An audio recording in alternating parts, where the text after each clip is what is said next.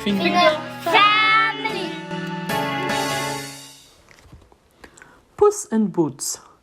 The young man held his head in his hands as he sat on the barn floor. He was sad and lonely because he was missing his father who had died some time ago. "I lost everything when father died," cried the young man to Puss, the cat who stood beside him. "My elder brothers have taken charge of the mill, and I am left with nothing except you, my father's beloved cat.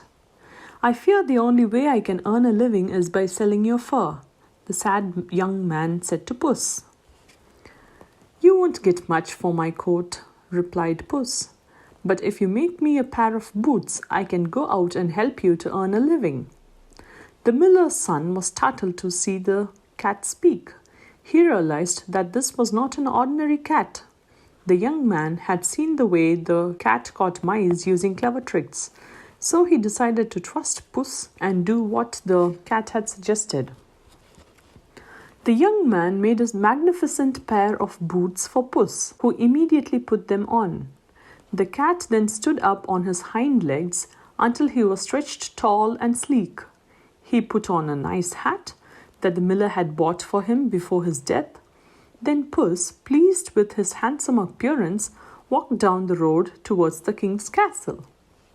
Along the way, Puss captured 2 plump partridges to present to the king. The clever Puss knew that partridges were the king's favorite birds. He put them in a cage and walked to the castle. When Puss arrived at the castle, he asked for permission to speak with the king. The guards had never before seen a talking cat. Surprised, they immediately took him to the king. "Your Majesty," said Puss, bowing before the king, "I have brought the gift for you from my lord, the Marquis of Carabas." The king was very pleased with the generosity of Puss's master and wanted to return the kindness. He gave Puss a pouch full of gold coins to take back to his master. "Convey my thanks to your lord," the king instructed. Puss bowed to the king and left the palace, happy and excited. The gleeful Puss hurried back to the young man. "If anyone asks," Puss explained, "tell them that you are the Marquis of Carabas." The young man did not understand anything but agreed to do what Puss said. Puss took his master to the town to buy an expensive suit. After all, he had to dress like a young nobleman. "Now you look like a marquis," Puss announced proudly as the young man dressed into a new suit. Dressed in the new suit, the young man and Puss left for the king's castle. They had barely walked a short distance when Puss saw the king's carriage come down the road towards them. Without warning, Puss tore the sleeves of his master's suit. "Quick, roll in the dirt," Puss commanded. "Rub this mud on your face and lie down on the ground." The young man was puzzled, but he did what Puss said. As the king's carriage came closer, Puss began sobbing and wailing. The king recognized Puss as the cat who had brought him the plump partridges.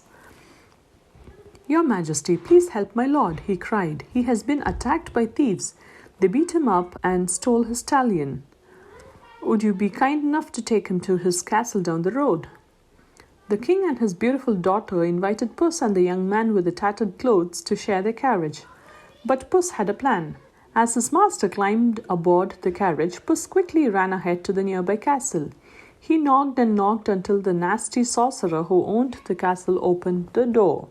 "People tell me that you can turn yourself into just about any creature," Puss boldly said to the sorcerer. "But I don't believe it. Can you use your magic to change yourself into an elephant?" Puss challenged the sorcerer, who was angry at his powers being doubted by a mere cat. "How dare you doubt my powers?" boomed the sorcerer. And with a puff of smoke, the sorcerer turned into an elephant. Puss pretended to be frightened and scurried to a corner. When the sorcerer changed back again, Puss came out of hiding. "That was amazing," he said, "but I'm sure you do not have the power to become a creature as tiny as a mouse." The sorcerer scowled at Puss. "I can do anything," he boasted.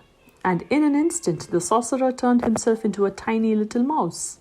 Puss laughed to himself, and without wasting a moment, he pounced on the mouse and gobbled him up in one delicious bite. Just then, the king's carriage stopped in front of the grand castle. Puss rushed to the door and quickly threw it open. "Welcome, thank you for bringing my lord home," said Puss. "This castle belongs to you?" the king asked. "It is bigger and more splendid than my own," he exclaimed as he helped his daughter out of the carriage. As the trio walked up the path to the castle, Puss could see that the princess and his master had fallen in love. Impressed with the Marquis's wealth, kindness, and generosity, the next day the king asked the young man to marry his beautiful daughter. The young man was delighted with his good fortune and was thankful to his beloved cat. And the clever Puss in Boots was happy to spend the rest of his days in the grand castle, where he never had to chase another mouse, not unless he wanted to.